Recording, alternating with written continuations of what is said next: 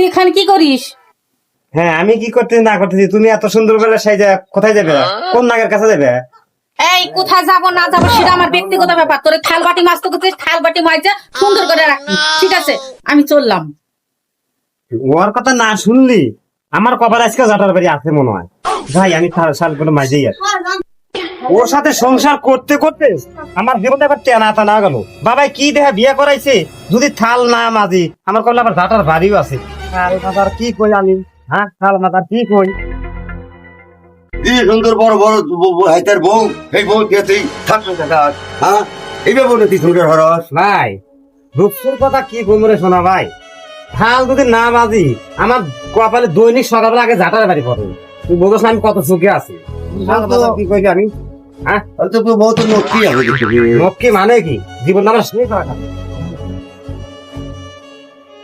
থাল মাথার কি কই।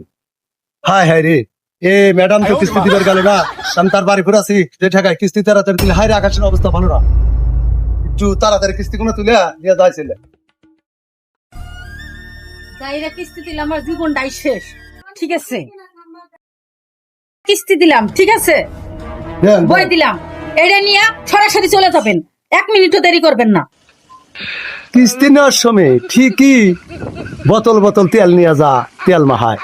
আর কিস্তি দেওয়ার বেলায় এরে বাবার ব্যবহার সাহেবগার হাতে, আমরা মনে করি মানুষই না। হ্যাঁ